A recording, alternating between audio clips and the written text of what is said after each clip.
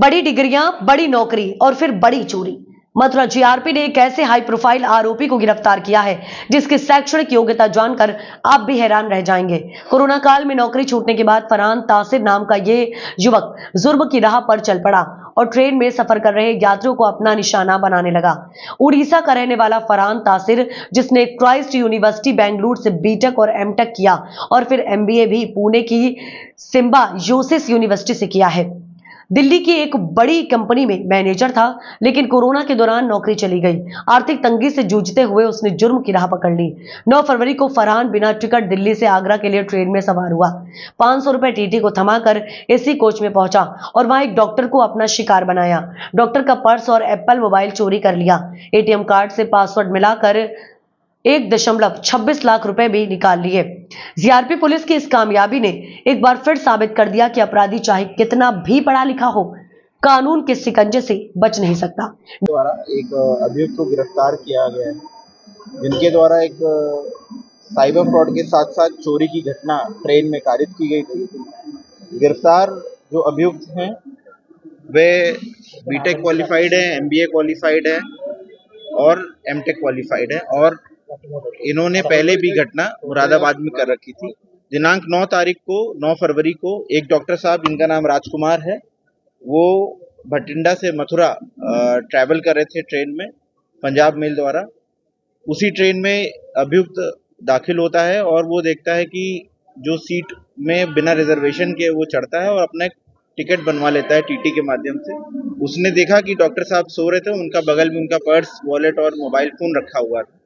उसने वो चुरा लिया। उसके बाद चुराने के उपरांत उसने देखा कि उनके विजिटिंग कार्ड में कोई डिजिट लास्ट में लिखी हुई है और उस डिजिट को डाल के जब एटीएम पे देखा तो उससे 1 लाख रुपए उसने एटीएम के माध्यम से निकाले। साथ ही साथ उसने यूपीआई के माध्यम से उनका सिम कार्ड अपने दूसरे फोन में डाल करके ओटीपी जनरेट करके यूपीआई के माध्यम से पैसे मुरादाबाद ट्रांसफर करके कैश अपने दोस्त के माध्यम से लिए। गिरफ्तार अभियुक्त जो है वह मूल रूप से उड़ीसा में उसके अभी फैमिली रह रही है और इसको उड़ीसा से गिरफ्तार किया गया। ट्रांजिट रिमांड पे हमने इसको मथुरा में लिया है। इनके पास से फिलहाल अभी 50,000 रुपए बरामद किए गए हैं। ये जो व्यक्ति है ये हाईली क्वालिफाइड व्यक्ति है और ऐसे ही एक मामले में मुरादाबाद जीआरपी ने इसको गिरफ्तार किया था और पिछले लगभग 1 साल से वहां अरेस्ट था। जैसे ही ये जेल से छूटता है 6 तारीख को, उसने 9 तारीख को यहाँ पे एक घटना कारित करी है।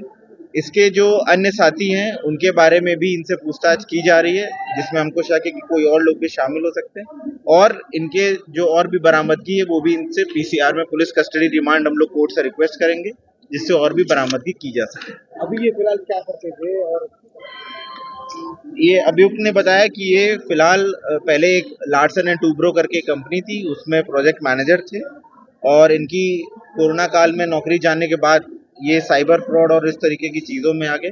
इन्होंने बड़े ही नायाब तरीके से व्यक्ति का फ़ोन और उसका डेबिट कार्ड को चुरा करके नए फ़ोन में सिम कार्ड डाल के ओटीपी डाल करके अपना ओटीपी जनरेट किया। तो मैं लोगों को ये आगाह भी करना चाहता हूँ कि कृपया करके अपना एटीएम कार्ड का पिन कहीं पे भी लिखे ना। जैसे इसमें जो विक्टिम थे डॉक्टर साहब, उन्होंने अपने ईमेल के आगे एक डिजिट 4 डिजिट लिख रखी थी, जिसको इसने हिट एंड ट्रायल मेथड से देखा तो वो उनके एटीएम का पिन कोड निकला। जैसे ही एटीएम का पिन कोड निकल जाता है और डेबिट कार्ड मिल जाता है तो इसने उसका यूपीआई पिन भी जनरेट कर लिया।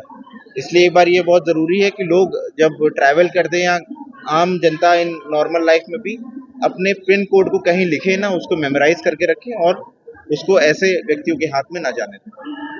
ये ओटीपी डाल कर दो, इसका नाम खोलकर पूरी इसमें जो गिरफ्तार अभियुक्त है इनका नाम फरहान तसीर खान है। लगभग 37 वर्ष की इनकी उम्र है और मूल रूप से इन्होंने बताया कि ये अभी इनकी फैमिली उड़ीसा में रह रही है। इन्होंने क्राइस्ट यूनिवर्सिटी बेंगलोर से बीटेक व एमटेक कर रखा है मैकेनिकल साइंसेज में। उसके बाद सिम्बायोसिस यूनिवर्सिटी पुणे से इन्होंने एमबीए भी कर रखा है। फिलहाल पूछताछ में इन्होंने यही बताया कि क्योंकि कोरोना काल में इनकी नौकरी चली गई थी, उसके बाद इन्होंने ऐसी घटना को अंजाम देना शुरू किया है। सेम घटना में, इसी तरीके की घटना में डिग्रियां जुर्म को सही नहीं ठहराती। मथुरा जीआरपी की यह गिरफ्तारी समाज को एक बड़ा और कड़ा संदेश देती है कि अपराध का कोई भी चेहरा हो, कानून से बचना नामुमकिन है।